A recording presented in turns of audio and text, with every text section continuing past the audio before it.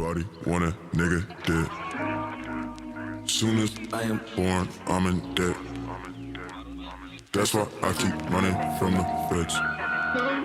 So if you shoot me, make sure that I'm dead. I'm talking about sampling records. What's up, YouTube? It's the Movie Detective, and I'm here to inspect, dissect, and give you an introspective look into the world of movies, anime, and manga. First and foremost, welcome to my channel. Very excited to share this content with you guys. So if you like what you see here, make sure you subscribe to my channel for much more quality content, smash that like button, and comment to keep the conversation moving forward in the comment section below. Now, without further ado, let's jump right into the video. I know you see the title, and we're here to talk about Sarada Uchiha, specifically how Sarada will awaken her Mangekyou Sharingan. What sparked this theory video? I was watching my weekly anime. I was getting down to Boruto. And a side note about the Boruto anime, I enjoyed the Boruto anime. It is a fine anime. I enjoy the manga much more. I believe that the studio that animates Boruto, the Studio Period, I believe that the filler team that was working on the end of Naruto Shippuden, that crew who was working on those filler episodes is working on the Boruto anime. And the pacing is extremely slow. It's filled with filler content. There is no excuse why they should be 170 episodes deep and not have any of the real quality content from the manga in the anime yet. It's a sham. It's a shame that we've gotten this many episodes and we haven't covered that much of the material in the manga. But that's just so. In order to break down this theory, we have to break down Sarada as a character, because I do not believe you can have a conversation about the Sharingan without talking about the character, because the powers within the Sharingan are reflective of the character themselves. Like Sasuke had an arc that led to, him killing his brother or parting ways with his brother in order to unlock that Mangekyou Sharingan. It was something he had to part ways with, something he had to give up in order to attain the power. And I work in the legal profession. And in the legal profession, one of the things we have to be is organized. So I'm going to organize this video. I'm going to tell you the way we're going to talk about Sarada so you can understand exactly what I'm trying to say. Because look, I'm going to be all over the place and you're going to be like, damn, is that Kanye behind the mic? Who is that giving these theory videos? No, we ain't going to be on some Kanye. We're going to stay on course. We're going to be organized. And I'm going to tell you what I'm going to do from the top. So from the top, we're going to go into Sarada's character analysis. That's going to be the first part of the video. Then in the second part of the video, we're going to be talking about the actual theory. After we've compiled all of our evidence, we're going to talk about the actual theory. And then in the last part of the video, we're going to talk about the implications of that theory and what it means for the story moving forward. That's where we may get into some spoilers, anime only viewers. I'll put up a spoiler warning. If you want to continue in the video throughout the spoiler warnings, I'll make sure that they're light spoilers. I'm not going to talk deep about what's going on in the manga, but in order to give context to the theory, I have to talk about the current events of the manga. So with that being said, you won't have to worry about really any spoilers in the character analysis of Sarada in the first part of the video. So feel free to stick around to be safe from spoilers. So the first part of the video is going to be taking a deep look at Sarada Uchiha. And she is the future of the Uchiha clan. And she is unlike any Uchiha that has come before her. Let's look at first her name, for instance. If you don't know, Naruto, the series, is heavily influenced by Hinduism, Japanese mythos, and other ancient cultural texts and just cultures, period. Religion is a definite influence in the story of Naruto through references and through a particular narrative. Sarada's name, for example, is closely associated with fear, according to a famous British Hindu scholar. The name Sarada is associated with fear. It is a Hindu name that is associated with fear in the Hindu context. Sticking with Naruto's Hindu influences, in the Havarnash, I'm probably butchering that word, but I'm not Hindu, but I do believe that you can gain knowledge and wisdom from any religion in order to, progress as a person and challenge your own views. You should expand and get out of that little box that you're in, and you're only listening to things from your own space. You need to hear things from other spaces, hear things from other perspectives. That's why I always read Richard Dawkins. Even though I am a man of faith, I still read Richard Dawkins books just to hear that other side, just to challenge my own views. I believe that if you're not challenging your views, you'll never grow as a person. So I've studied the Hindu religion. I've studied Buddhism. I've studied other cultures looking for, if not faith, definitely wisdom and knowledge for sure. And specifically, the Havarnash is a collective of Hindu texts, ancient text books, and the name Sarada is mentioned in these texts. And the name is mentioned in the context of an Asura. In the context of Hindu, Asura is a malevolent being, a demonic entity. In the context of Naruto, it's the son of one of the sons of the Sage of the Sixth Path, the other being Indra, and Naruto is the reincarnation of Asura. We know the story. Sasuke is the reincarnation of Indra. This is all relevant, and I'm going to be coming back to this connection that Sarada has to Asura later on in the video. But first, I need you to have that context in order to really understand this theory, because it goes back to what I said about Sarada being completely different than any other Uchiha who has come before her. She's completely different. But back to Sarada's name. Let's go back to Sarada's name and her correlation with fear. Okay, so why is this relevant? Because if you go back to the event where Sarada's Sharingan is first awakened, she's in a state of fear. Sasuke does not recognize his own daughter. You want to talk about a bad anime dad? Goku, step aside, because Sasuke can't even recognize his own kid. He doesn't recognize his daughter, and he goes to swing with the intent to kill her. He's swinging his sword with the intent to kill her. And in that moment, she is filled with fear and anger because her own papa doesn't recognize her. And she's afraid for her own life. And in that moment of fear, she awakens her Sharingan. So I believe it's safe to say her name is heavily associated with fear. And the way she awakened her Sharingan was in a moment of fear. Fear is a central theme of Sarada's character. And in the context of Naruto, we see that from a narrative perspective, characters in Naruto, their themes play out in their abilities, their powers, especially the Uchiha, because the Sharingan is so dependent on emotions. For example, when Shisui first initiated and activated his Mangekyou Sharingan, I believe, and correct me if I'm wrong, it was a moment where he was envious of a comrade, and he kills the comrade that he has in envy. Why is this key? What does this tell us about Shisui's character? Well, when he killed his comrade, he was green with envy, as Shakespeare would say. He was green with envy. And when he unlocks his Susanoo is the color of green. It's the color of envy.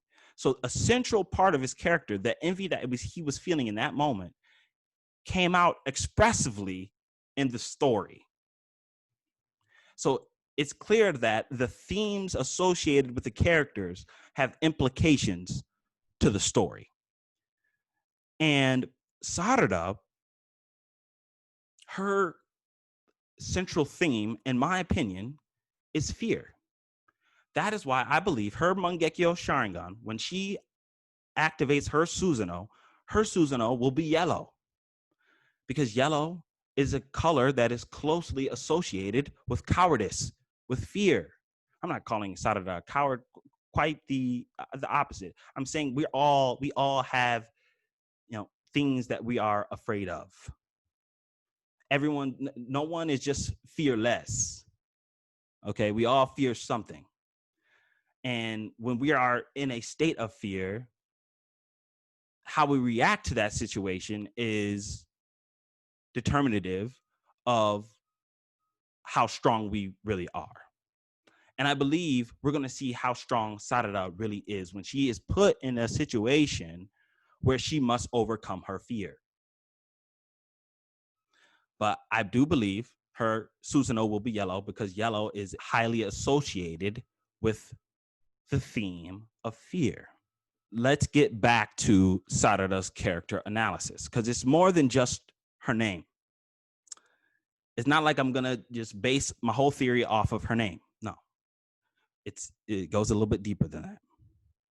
Not only is Hindu a big influence on Naruto, but Japanese mythos is also key in discussing any conversation surrounding around the Sharingan. Let me explain why. Every Sharingan power or ability in some way is connected to certain Japanese mythos deities. Like Amaterasu, the sun goddess, or her siblings, Tsukiyomi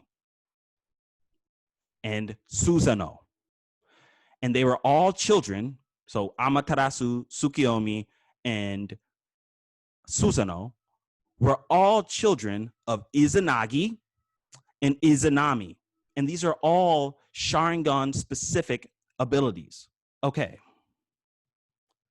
But Izanami, and this is in the context of the Japanese mythos stories,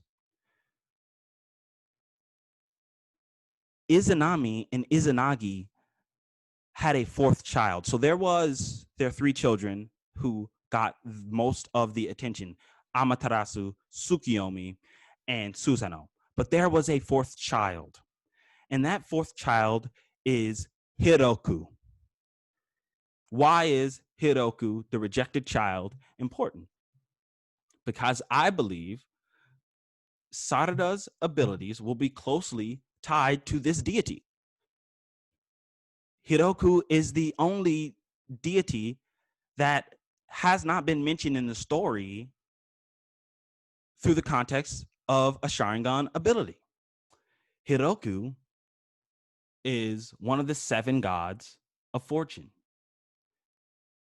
Now, hold on to that number 7, because we're going to be coming back to that number 7 in a very big way. So Hiroku is specifically the god of luck and the god of fishermen.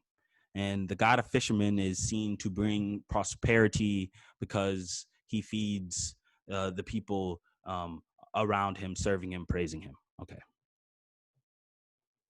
So there is evidence that Sarada is connected to this god of fortune. Here's why. Going back to that number 7. 7 is an important number in Japanese culture. It's always the 7, you got to collect the 7 Dragon Balls, the 7 Warlords of the Sea, the 7 Deadly Sins. In Naruto specifically, it's the 7 Swordsmen of the Mist. Naruto was the 7th Hokage. Originally, Naruto was a part of Team 7. And this is up for much debate. However, I do think that there are only 7 canon members of the Uchiha clan, excluding Danzo and Kakashi, of course, who have unlocked the Mangekyou Sharingan. There are 7 currently. So if Naruto is intertwined, the character Naruto is intertwined with the number 7, it stands to reason that Sarada is closely intertwined with the number 8, because she wants to be the 8th her Hokage. That's her dream. Her dream is to be the Hokage. And similar to Naruto, he also wanted to be the Hokage. That was his dream. She wants to be the 8th Hokage. And if there are 7 members of the Uchiha clan who unlock the Mangekyou Sharingan, she will be the 8th.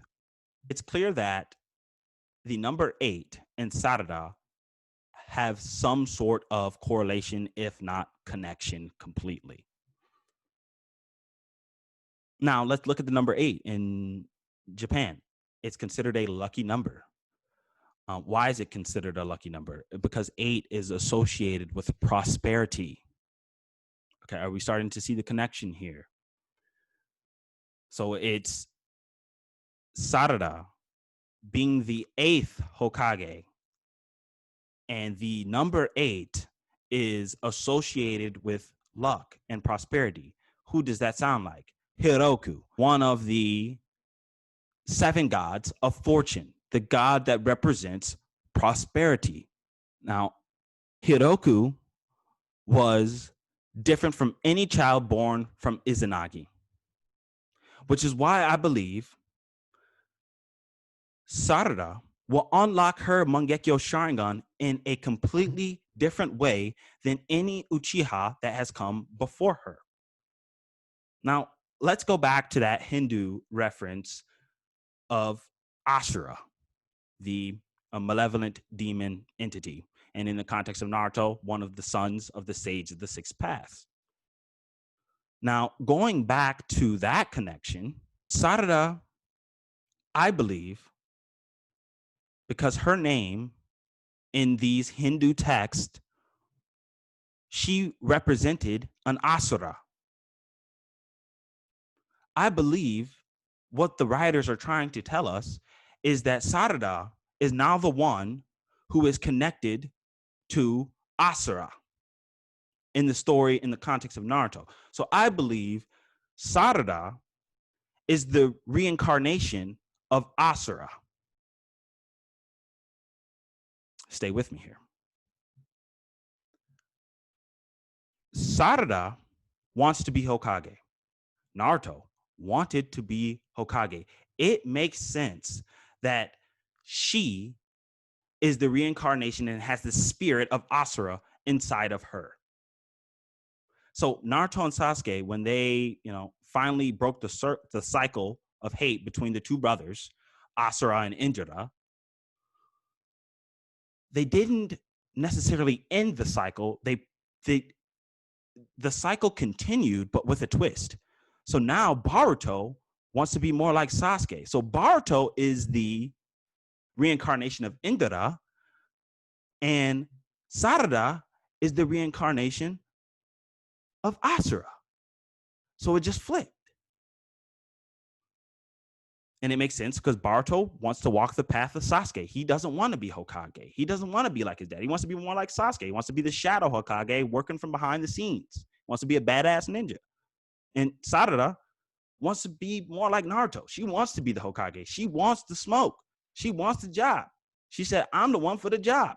Give me the job. So this makes sense, right? It stands to reason that Sarada is the first Uchiha of the bloodline of Asura. Every Uchiha who's come before her has been of the bloodline of Indra.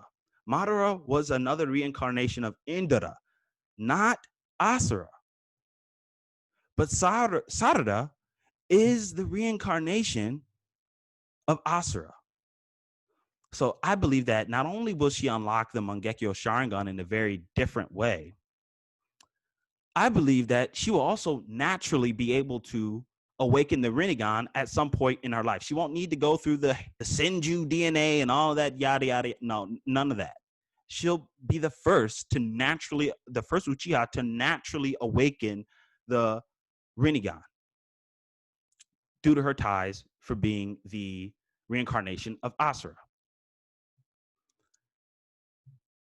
Now, with all that context and with all that being said, now we can jump into the actual theory. It's about damn time. It's about damn time. We get that she's going to be different now. Okay, we got that out of the way. How is she going to be different? What is the theory? Well, here it is. I believe that Sarada will unlock the Mangekyou Sharingan not by losing someone she loves, like every Uchiha before her, in the sense that they had to kill their closest friend or lose someone close to them. Yes, I do believe Sarada will have to lose in order to gain. I believe that is a central part of the Mangekyou Sharingan. It's like an equivalent to exchange. You have to lose something in order to gain something. So she will have to lose something, but I don't believe it's someone. Let me explain. I believe Sarada will have to part ways with her dream in order for her to unlock the Mangekyou Sharingan. Sarada, like Naruto, her central motivations, her will, is embedded in being the Hokage.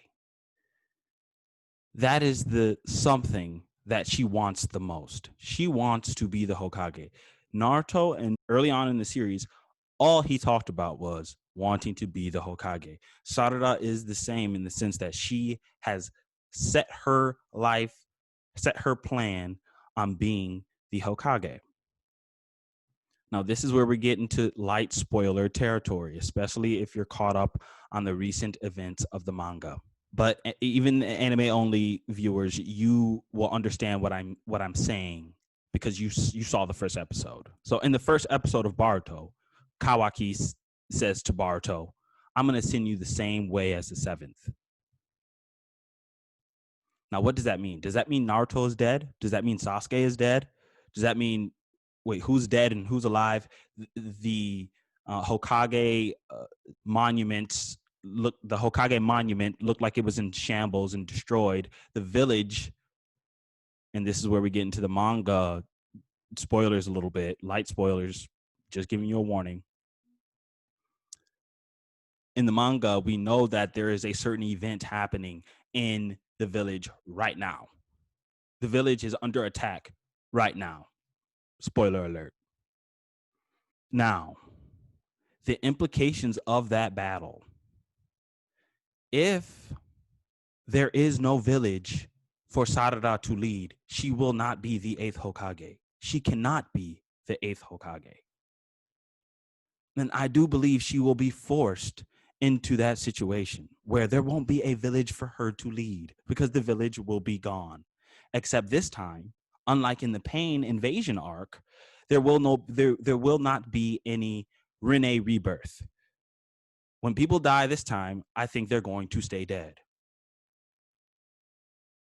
And if there is no village for Sarada to lead, she will not be the Hokage. She must part ways with that dream. She must let go of that dream. And I believe in her letting go of her dreams. Like in Shonen, that's all the character truly ever really has. They got their friends and then they got their dreams, whatever they want to be. You know, Naruto wanted to be the Hokage, Luffy with the King of the Pirates. That guy from Black Clover, he wants to be the Wizard King, right? Asta wants to be the Wizard King. Shonen characters have their friends and have their dreams.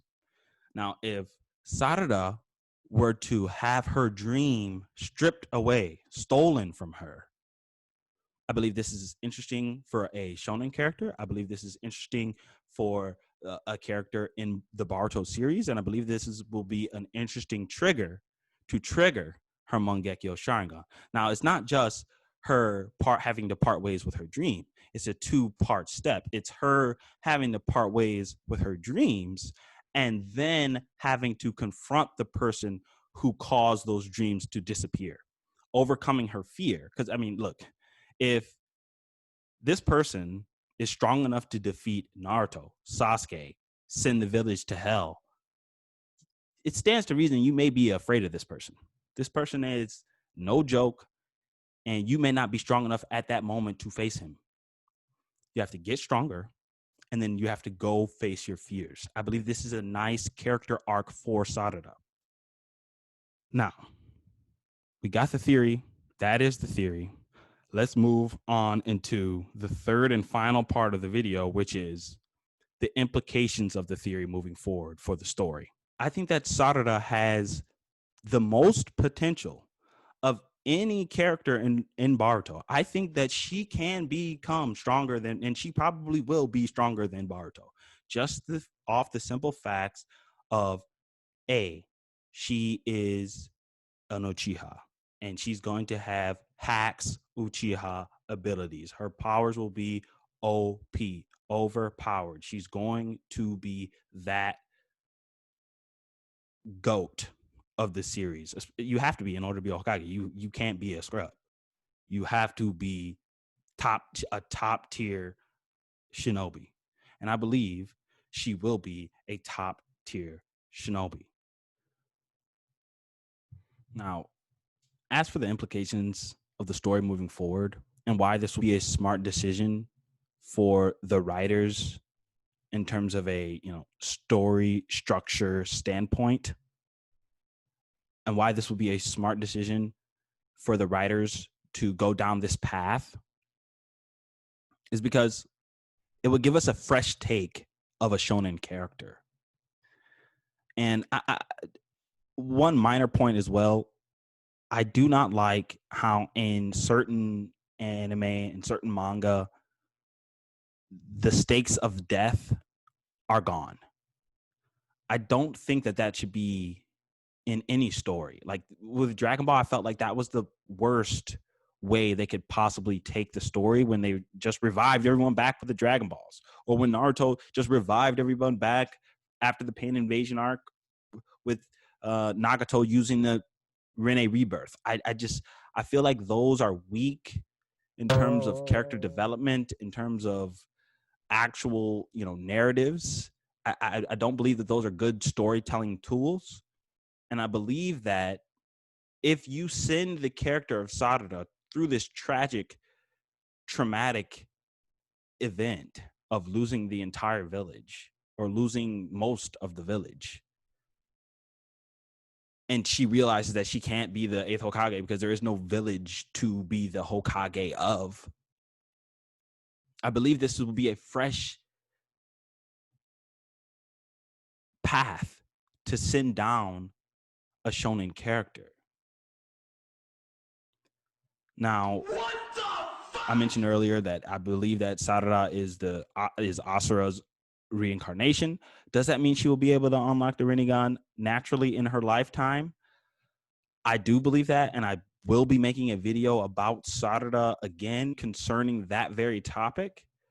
Wait on that. It will be coming, but I want to see the story develop a little bit further so I can either update my theory, throw it in the trash, or come back and say, hey, look, I got something right, or I got this wrong, and we'll see. So there will definitely be another Sarada video coming soon. And with that being said, I would just like to thank you guys for, listening to my theory. I hope you liked it. Like I said, please hit that like button, subscribe to my channel, and tell me what you thought about the theory. Let's carry on this conversation down in the comment section below, or wherever the YouTube moved the comment section, because they're always moving things around. Always changing shit up on me, YouTube. Stay safe out there, and look out for my next video coming real soon. I've been the Movie Detective, and I'm here to inspect, dissect, and give you an introspective look into the world of movies, anime, and manga. Peace.